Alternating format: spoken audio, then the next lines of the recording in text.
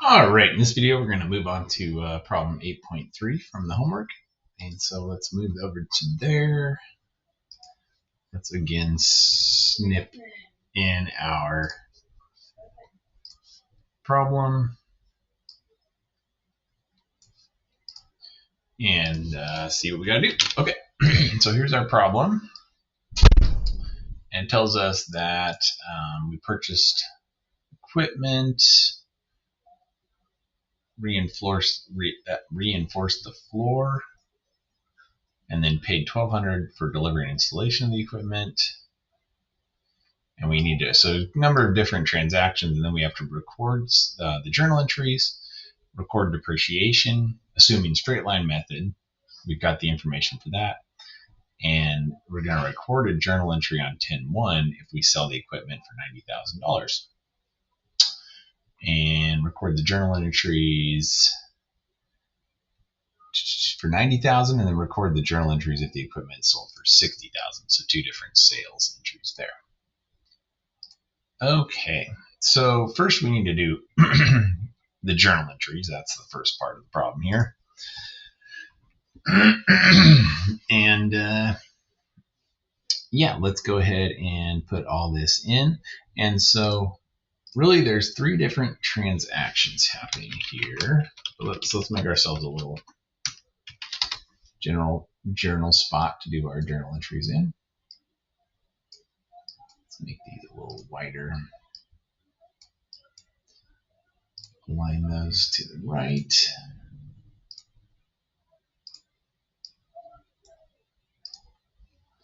Anyway, that's probably good, but let's make a little more space. Okay, so 20x1, I'm just going to put that in as the year.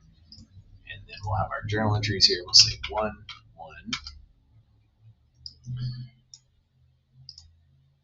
Like just make everything uniform. Okay, so the first thing we did was we bought the equipment, paid cash. So we have cash as our credit, asset going down, equipment is our asset going up, and we paid $105,000 plus $9,000, so $114,000. So the tax and all the payments are included with the cost of it all, and so that was the total there. And we'll say for explanation, purchase equipment.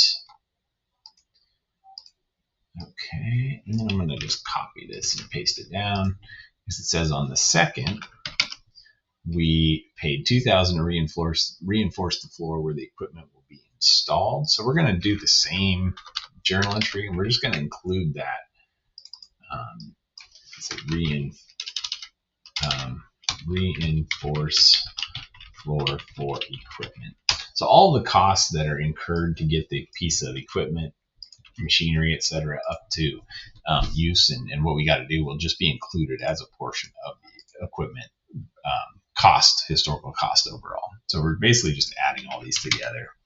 And on the third, we paid $1,200 for delivery and installation. So again, similar kind of thing. So the same account for equipment is used for each of those, and we'll just say delivery expense for equipment. So they're all related to getting the equipment up and running, essentially. And so what we'll say here, we'll just break this down. So equipment cost total then is the 14,000, the 2,000. Oops, that's weird. Just need to pick that, and the 1,200 there. And so in total, the cost of getting our equipment all up and running is $117,200. So that's the amount we're going to actually depreciate when we look at our straight line depreciation that we're going to do. Okay, so that was A. So now we're going to record depreciation, assuming straight line method. And that's good. Do we want? I'm trying to think how I want to do this. So when did we bought this on the first, so it's easy. We're just using the years, and so again, let's kind of lay out our factors. So life in years, life in months,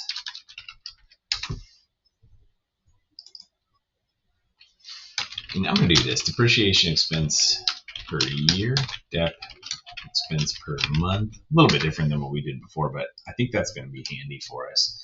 So again, the cost is going to be that. Let's see if there's a salvage value. So salvage value is 5,000. So the 11-year life, that's 132 months.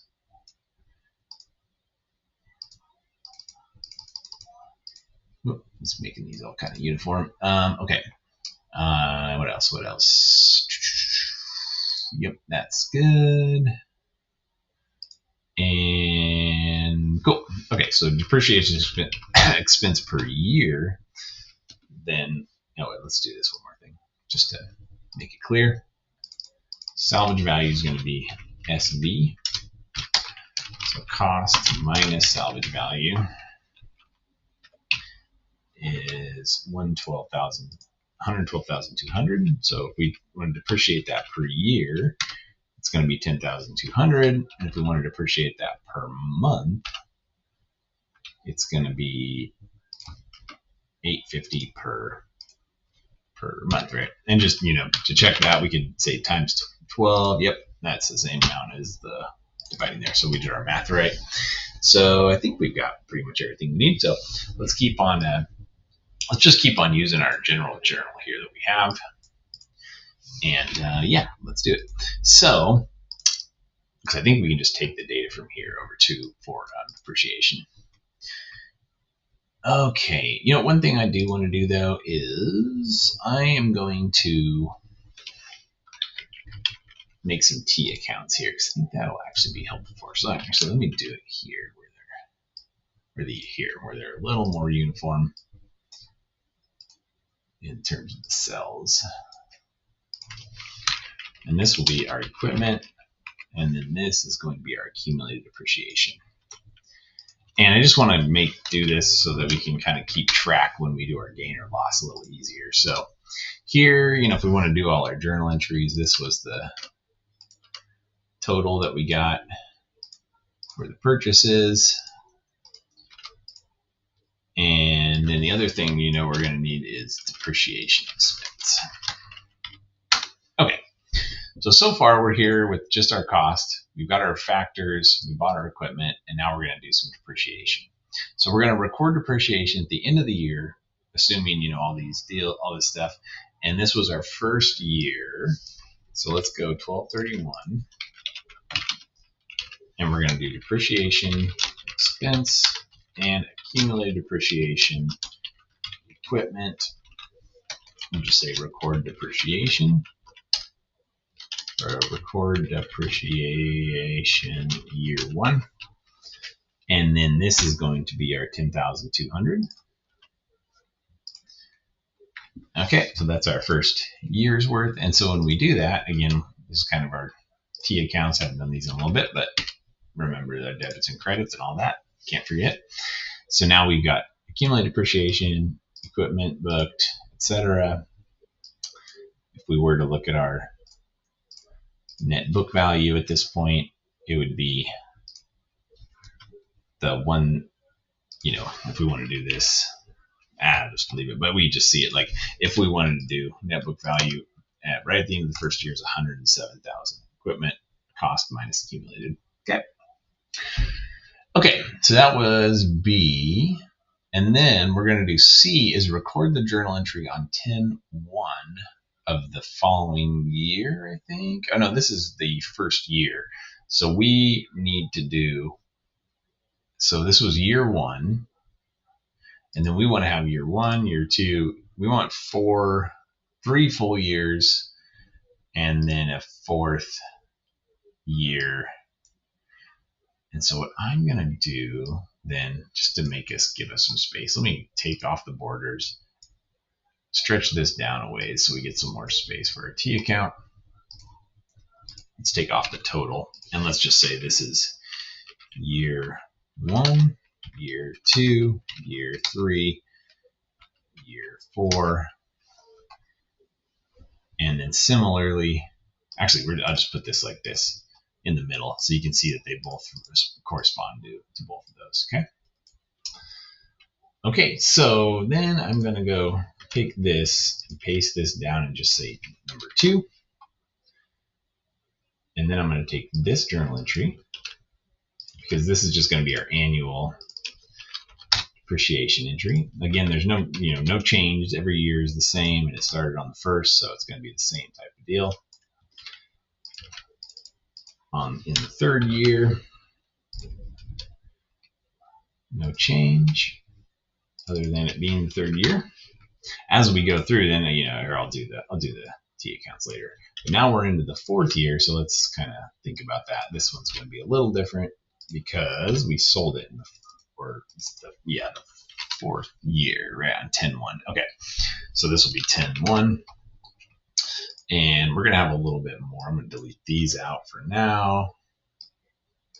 Let's give ourselves some extra space, because usually when we do our when we're doing our sales entry of a depreciable asset, we have to do a kind of a catch-up depreciation expense to get us caught up to everything. So let's go back and do these though first. So year 2, we had our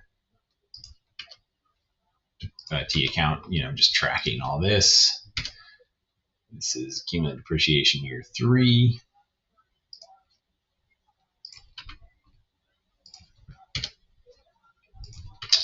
Remember that this would be accumulating, up to that total, whereas depreciation expense just pertains to the specific year. Okay, so then in year 4, now we're going to do the same entry basically. So I am going to copy this, but what we're saying is we're selling it on 10-1. So we need to go through and depreciate up to basically 10-1. So let's go to our depreciation per month of $850. And we're doing depreciation all the way through the end of September, basically, up to 10-1. So that's 75% of the year. So 9/12, 9 months, January to September, as we're selling it on 10-1. So October is not included. Whoops, we already did that's what we would have got if we multiplied by that. But let's do it. We already did monthly, so we can just take the monthly times 9 to get 7650, 9 months in 2024, or whatever this year is, 20x4, up through October 1st. And that's our depreciation for year 4. And we're doing it on this date because we're selling it on that day, so we want to update our depreciation accordingly. And then finally, we're going to record our sales entry here also on the 1st. And so for this one, we're going to do a few different things. We want to record the cash. So we got cash. Let me orient these. And we got, how much did we get? $90,000. Somebody paid us $90,000 bucks. So that's cool. We want to get rid of our accumulated depreciation at this point. And then let's also, let's do this as well. Let's show our last journal entry. And so at the point of sale, or at the date of the sale, our accumulated depreciation is $38,250. And so we can say net book value at 10-1 then is the $117,200 minus the accumulated depreciation. So it's $78,950. If we had cash received of $90,000, then we can kind of, I'm just doing this out as an analysis separate so you can kind of see what's going on. And you can see since we got more cash than was the net book value, we're going to have a gain for the difference. So we're going to have a gain of $11,050 basically. Okay, so let's just follow through that whole thing again. With the journal entry here, so we're debiting our accumulated depreciation to get rid of it. It's a contra asset, so it credits an increase, debits a decrease. We're going to be getting rid of our equipment altogether. This thing's gone, so the cost is gone as well, so $117,200. And the difference between those is that net book value that we were looking at there. And so the final piece that we need is the gain on sale. And it should be the $11,050, and then we can quickly check ourselves just by adding the 2. Totals up, debits and credits, and yep, they equal. So we're good to go. And then it also tells us, okay, that was selling for $90,000, but what happens if we sell for $60,000? And then I'll just do this right here. So if we quick math, so if we were to switch this, then we no longer have a gain, but now we have a loss because the cash we received is less than the net book value. So we're going to see, I'm going to undo that because I linked to that cell and that messed that up. But but we're expecting to see a loss now, and we'll always say sale of equipment. That'll be our explanation. Let me just get that looking good. Okay, and let's finish this problem out just by copying our cells there. We need a little space there between. Okay, and this journal entry is going to be basically the same. So I'm just going to kind of copy this down. I can just make it a little simpler. The cash, but now the cash we got was 60,000. Now the accumulated depreciation and the equipment is the same. So this is just like a hypothetical, right? This is us receiving 60. Here's if we receive 90. But the place where we're going to see a difference now, and you can kind of see this if you do debits and credits. Before we had our gain as a credit because we needed that to balance. But now we're going to need a debit to balance, and debits are expenses, expenses an increase in debit, and the loss on the sale is basically, this has a similar effect. Now I want to get all my debits together, so I'm going to add a row above the credit for equipment, and I'm going to say loss on sale.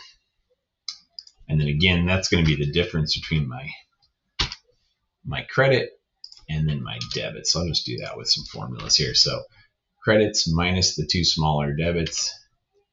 Oh, that didn't work. What happened? Minus. Leaves us with an 18,950 loss. And just making sure we still balance. Yep, we look good there balancing. We can delete out that extra row. And yeah, so that's the 2 different kind of outcomes. If you have a gain because they paid us more than the net book value, or they had a loss because they paid us less than the net book value. So 90,000 was more than the net book value, which was 78,950 at the sale, and then 60 was less than that. So there we go. That's the problem there, and yeah, thanks everybody. Hope that's helpful, and come back and we'll finish the last problem up with 8.4.